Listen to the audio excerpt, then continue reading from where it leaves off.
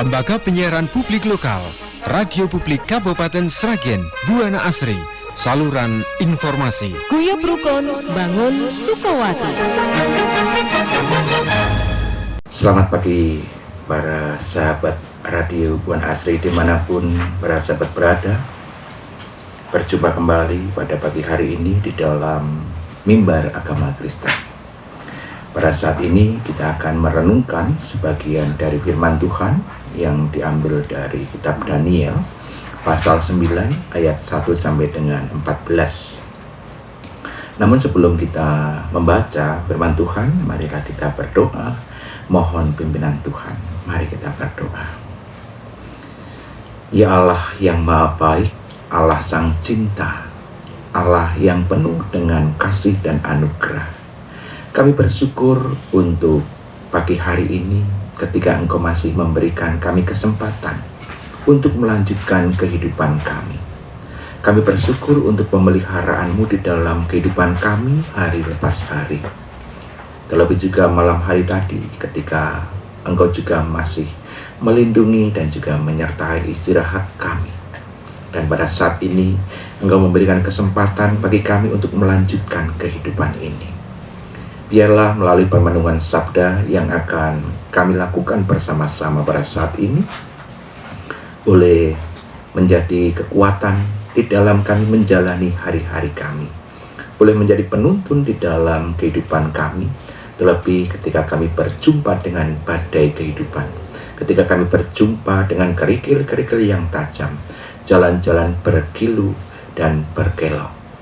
Tuhan sendiri yang akan memimpin di dalam permenungan sabda pada saat ini. Hamba-Mu di dalam segala kelemahan dan juga di dalam segala keterbatasannya, biarlah juga boleh Tuhan tolong, Tuhan pimpin, sehingga apa yang Ia sampaikan juga boleh seturut dengan kehendak Tuhan saja. Dan kiranya Engkau sendiri yang akan menyempurnakan setiap firman yang kami rasakan pada saat ini di dalam hati kami pribadi lepas pribadi. Terima kasih ya Tuhan, kami siap menyambut sabda-Mu. Amin. Saudara-saudara yang dikasihi Tuhan, Daniel pasal 9 ayat 1 sampai dengan 14, demikian firman Tuhan. Pada tahun pertama pemerintahan Darius anak Ahasweros, keturunan orang Media yang telah menjadi raja atas kerajaan orang Kasdim. Pada tahun pertama kerajaannya itu, aku, Daniel, mencermati dalam kitab suci jumlah tahun yang menurut firman Tuhan kepada Nabi Yeremia akan berlaku atas puing-puing Yerusalem sebanyak 70 tahun. Aku mengarahkan mukaku kepada Tuhan Allah untuk berdoa dan memohon dengan berpuasa dan memakai kain kapung serta abu. Aku memohon kepada Tuhan Allahku dan mengaku dosa. Ya Tuhan, Allah yang maha besar dan dahsyat, yang memegang perjanjian dan kasih setia terhadap mereka yang mengasihi Engkau, serta berpegang pada perintah-Mu. Kami telah berbuat dosa dan salah. Kami telah berlaku fasik dan memberontak. Kami telah menyimpang dari perintah dan peraturan-Mu. Kami tidak mendengarkan hamba-hamba-Mu para nabi yang telah berbicara atas nama-Mu kepada raja-raja kami, kepada pemimpin-pemimpin kami, kepada bapa-bapa kami, dan kepada segenap rakyat negeri. Ya Tuhan, Engkaulah yang benar, tetapi patutlah kami malu seperti pada hari ini. Kami orang-orang Yehuda, penduduk Yerusalem dan segenap orang Israel. Mereka yang dekat dan yang jauh di segala negeri tempat Engkau telah membuang mereka, oleh karena mereka murtad terhadap Engkau. Ya Tuhan, kami, raja-raja kami, pemimpin-pemimpin kami, dan bapa-bapa kami patutlah malu sebab kami telah berbuat dosa terhadap Engkau. Pada Tuhan Allah kami ada kasih sayang dan pengampunan, walaupun kami telah memberontak terhadap Dia dan tidak mendengarkan suara Tuhan Allah kami yang menyuruh kami hidup menurut hukum yang telah diberikannya kepada kami dengan perantaraan para nabi hamba-hambanya. Segenap orang Israel telah melanggar hukum-Mu dan menyimpang karena tidak mendengarkan suara-Mu. Sebab itu, ke atas kami telah dicurahkan kutuk dan sumpah yang tertulis dalam kitab Taurat Musa, hamba Allah, karena kami telah berbuat dosa terhadap Dia. Ia telah meneguhkan firman yang diucapkannya terhadap kami dan orang-orang yang telah memerintah kami dengan mendatangkan atas kami malapetaka besar yang belum pernah terjadi di bawah semesta langit, seperti di Yerusalem. Seperti yang tertulis dalam kitab Taurat Musa, segala malapetaka ini telah menimpa kami, namun kami tidak memohon belas kasih Tuhan Allah kami dengan berbalik dari segala kesalahan kami dan memperhatikan kebenaran-Mu. Sebab itu Tuhan sudah siap dengan malapetaka itu dan mendatangkannya atas kami. Sesungguhnya Tuhan Allah kami adil dalam segala perbuatan yang dilakukannya, tetapi kami tidak mendengarkan suaranya. Demikianlah firman Tuhan yang akan menjadi bahan permenungan kita bersama-sama pada pagi hari ini. Berbahagialah kita semuanya yang bersedia membaca, mendengar, merenungkan, dan juga memeliharanya di dalam kehidupan sehari-hari. Para sahabat semuanya, para pecinta, pendengar Radio Buana Asri dimanapun berada, ada sebuah pepatah yang mengatakan, mana ada maling yang mau mengaku. Kalau ada banyak maling yang mau mengaku, tentunya penjara akan menjadi penuh, akan meluap begitu rupa. Nah, ungkapan ini atau pepatah ini hendak mengatakan kepada kita bahwa yang namanya mengakui sebuah kesalahan, mengakui sebuah kejahatan atau sebuah dosa adalah sesuatu hal yang berat dan sulit. Karena mana ada maling yang mengaku ketika dia melakukan tindakan pencurian atau tindakan kejahatan. Nah, ketika pengakuan terjadi, tentu ada banyak konsekuensi yang muncul yang mengikutinya. Misalkan saja adalah perasaan malu. Karena apa? Karena diketahui oleh banyak orang bahwa orang itu telah melakukan tindakan tercela, tindakan jahat. Sanksi sosial juga bisa kemudian dirasakan dan dialami ketika orang itu setelah mengakui perbuatannya yang buruk, yang jahat itu, yang merugikan banyak orang, kemudian disingkirkan, diasingkan, dijauhi dari orang-orang yang ada di sekitarnya, dijauhi dari kalangan masyarakat. Selain itu juga mungkin bisa yang namanya konsekuensi hukuman kalau berlanjut di dalam proses-proses peradilan.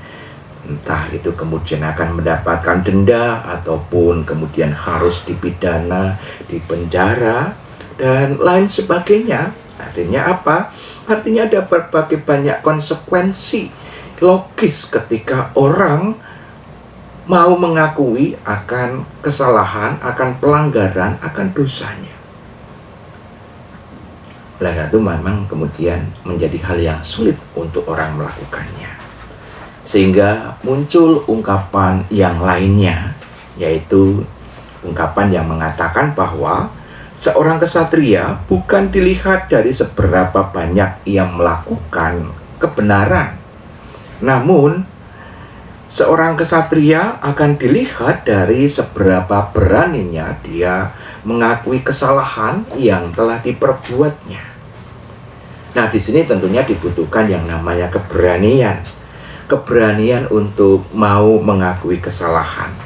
Dibutuhkan yang namanya kesediaan diri untuk membuka hati, membuka pikiran, membuka semua hal di dalam diri.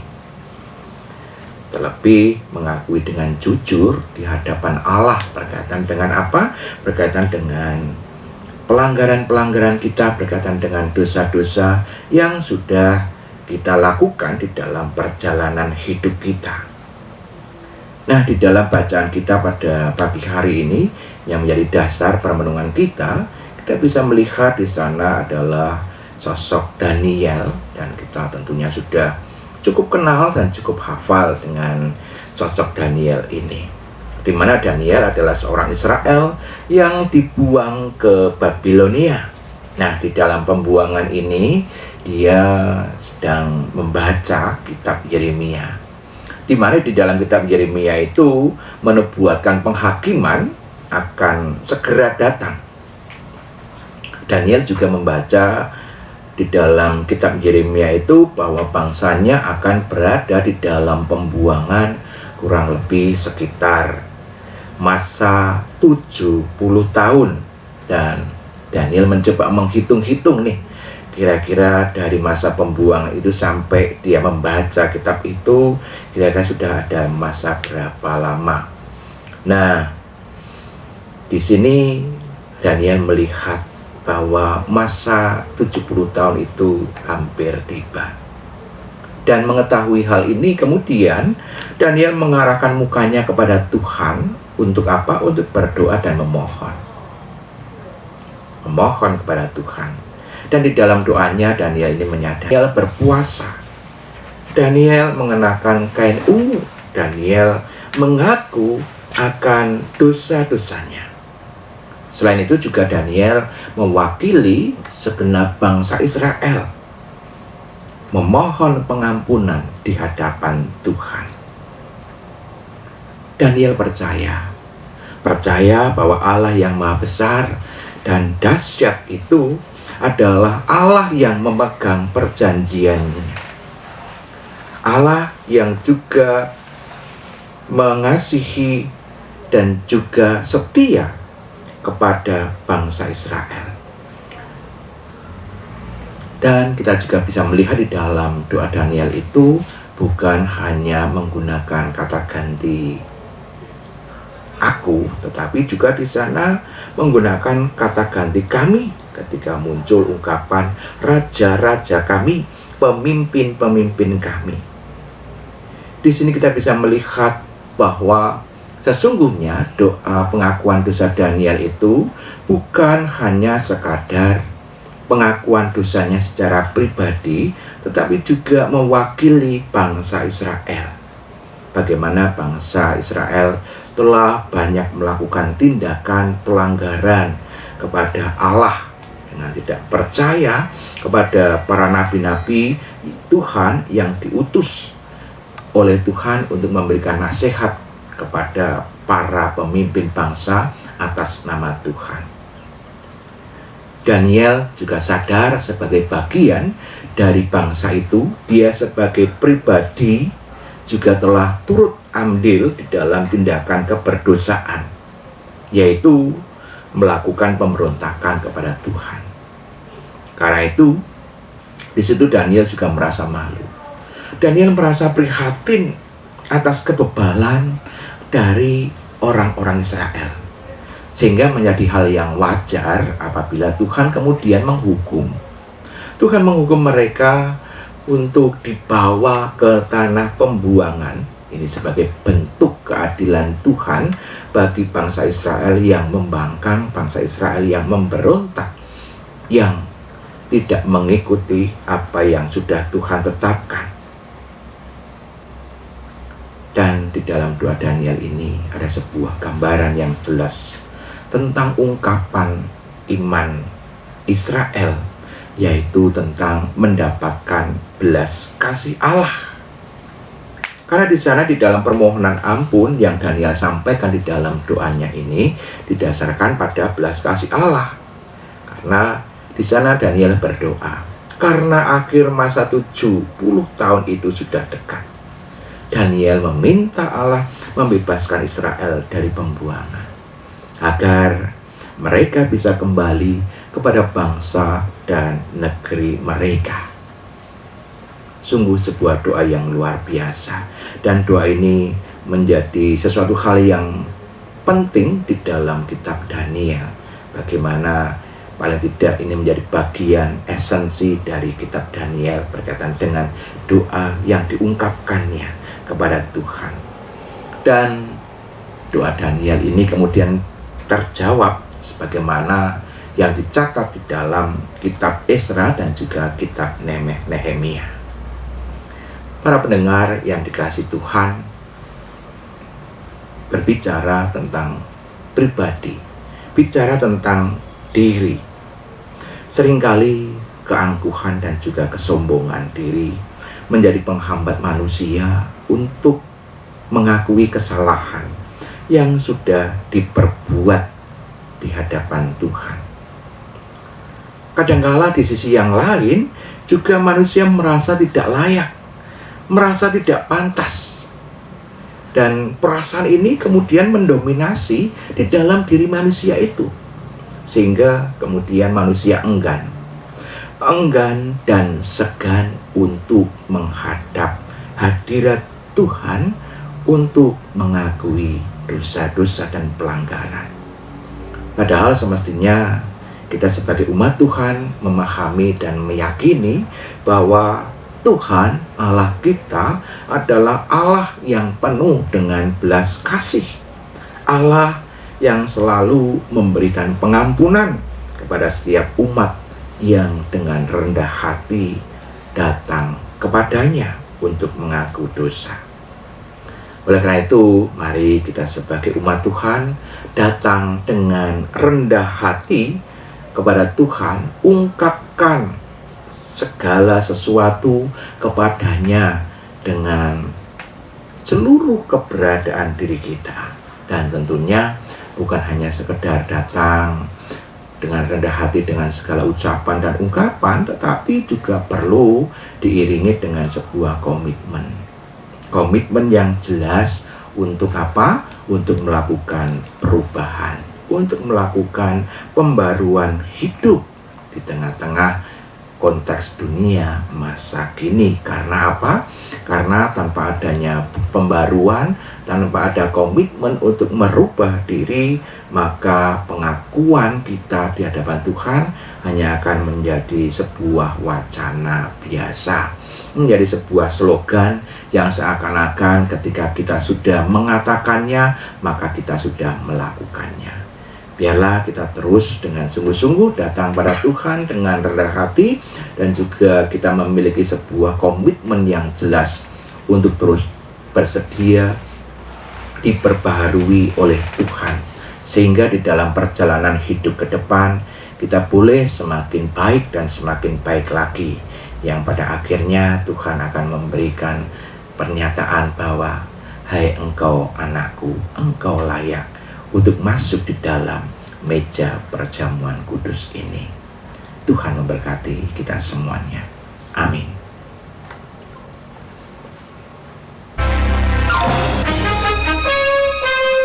Lembaga Penyiaran Publik Lokal, Radio Publik Kabupaten Sragen, Buana Asri, saluran informasi. Guyub Rukun Bangun Sukowati.